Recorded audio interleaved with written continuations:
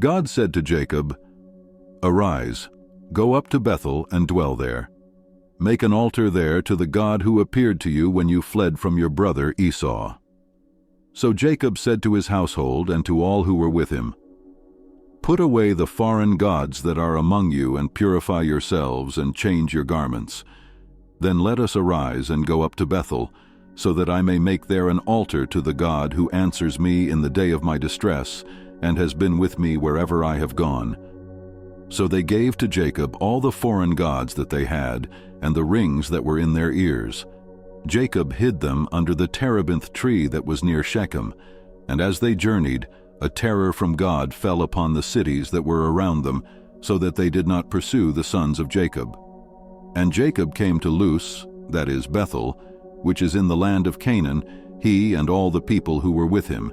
And there he built an altar and called the place El Bethel, because there God had revealed himself to him when he fled from his brother. And Deborah, Rebekah's nurse, died, and she was buried under an oak below Bethel. So he called its name Allon Bacuth. God appeared to Jacob again when he came from Paddan Aram and blessed him. And God said to him, "Your name is Jacob. No longer shall your name be called Jacob, but Israel shall be your name." So he called his name Israel. And God said to him, "I am God Almighty. Be fruitful and multiply. A nation and a company of nations shall come from you, and kings shall come from your own body. The land that I gave to Abraham and Isaac I will give to you, and I will give the land to your offspring after you." Then God went up from him in the place where he had spoken with him. And Jacob set up a pillar in the place where he had spoken with him, a pillar of stone. He poured out a drink offering on it and poured oil on it. So Jacob called the name of the place where God had spoken with him Bethel. Then they journeyed from Bethel. When they were still some distance from Ephrath, Rachel went into labor, and she had hard labor. And when her labor was at its hardest, the midwife said to her, "Do not fear, for you have another son." And as her soul was departing, for she was dying, she called his name Ben-Oni, but his father called him Benjamin. So Rachel died, and she was buried on the way to Ephrath, that is Bethlehem, and Jacob set up a pillar over her tomb. It is the pillar of Rachel's tomb, which is there to this day.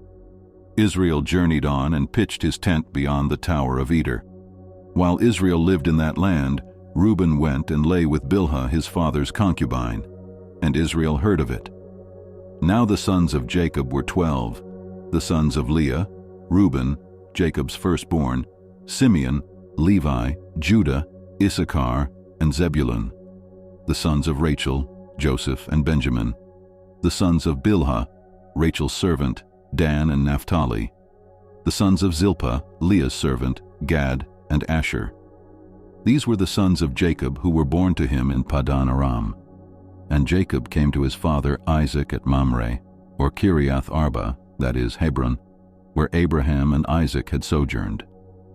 Now the days of Isaac were 180 years, and Isaac breathed his last, and he died and was gathered to his people, old and full of days. And his sons Esau and Jacob buried him.